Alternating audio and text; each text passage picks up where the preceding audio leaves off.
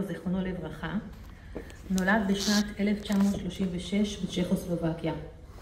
לצערי זו השנה הראשונה בה הוא לא נמצא עמנו ביום השואה, אולם כפי שתשמעו, רוחו ומשנתו כאן. את הדברים הבאים אשא לעילוי נשמתו.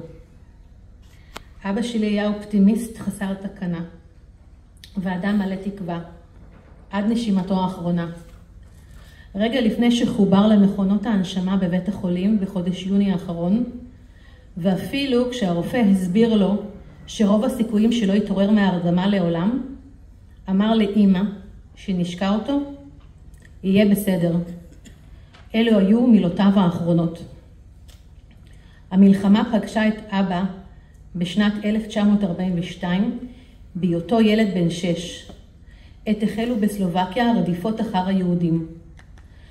אבא סיפר שלאט לאט בתי היהודים בעיירה בגדל מיכלובצה החלו להתרוקן עם שליחתם למחנות ההשמדה. ובעיירה של סבתו הועלו כל יהודי המקום על טרנספורט לאושוויץ, ממנו אף אחד לא חזר, וביניהם סבתו, דודו, דודתו ובנם. במקביל החלו סנקציות כלכליות חריפות על יהודים. מאבא שלי למדתי לראות את הטוב. כשאבא הוחזק עם אמו במטה הגסטאפו וקיבל לשתות שוקו, דבר נדיר מאוד לאותם ימים, הוא שאל את אמו, למה את בוכה? אם מחלקים פה שוקו, מה יכול להיות רע?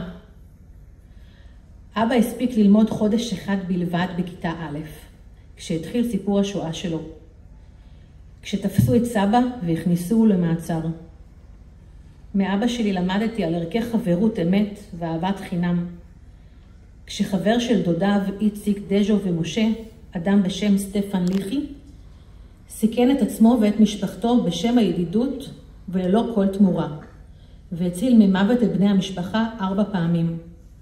פעם ראשונה כשסבא והדודים נעצרו, הם התקשרו לסטפן ליחי, חברם, שעבד במשטרת הגבולות בתחום פיקוח על הברחת סחורות. מר ליחי הגיע למקום המעצר, פנה לאחראים ובהמלטה כזו או אחרת שחרר אותם לדרכם. בפעם השנייה כשאבא וסבתא ניסו להברך את הגבול וחצו את הנהר לכיוון הונגריה, בעודם עולים מקדות הנהר התלול שמעו יריות. הם נלקחו למעצר בבית בודד בשדות, בו הוחזקו שבוע ימים כשהם ניזונים מארוחה אחת ביום. מר ליחי התערב והחזירם לביתם. בפעם השלישית הייתה כששוב תפסו את סבא והעלו אותו בתחנת מעבר לטרנספורט למחנה השמדה אושוויץ, מה שנקרא one way ticket. מר ליחי הגיע ושלף את סבא מהרכבת, שחרר אותו והחזירו למיכלובצה. הפעם הרביעית בה הפגין ליחי אומץ לב בלתי רגיל הייתה כשהחביא את הדודים במרתף דירתו, בה היו גם אשתו וילדיו. כשבדירה הסמוכה גר קצין נאצי. עובדה מצמררת נוספת היא שאשתו של ליחי הייתה גרמניה, ובעודה מצילה יהודים, 2 אחיה נלחמו לצד הנאצים. הדודים הסתתרו אצלהם חודשים ארוכים. כל זאת הוא עשה בשם החברות, הוא לא לקח כסף. כשהוא יודע שאם הגרמנים יגלו זאת, הם יוציאו אותו ואת בני משפחתו להורג. מאבא שלי למדתי מהי הכרת תודה, כשאחרי שנים ארוכות הסכים לשוב לסלובקיה, שם נפגש עם סטפן ליחי הבן, ויחד עם אמא סייע בתהליך הענקת תואר חסיד אומות עולם לסטפן ומריה ליחי, דבר שביקש בנם.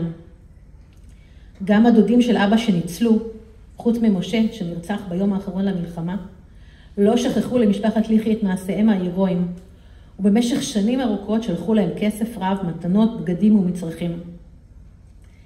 מאבא שלי שבגיל 6 נשלח לגור במשך שנה אצל משפחה נוצרית שקיבלה עבור כך כסף, למדתי להסתגל מהר לשינויים.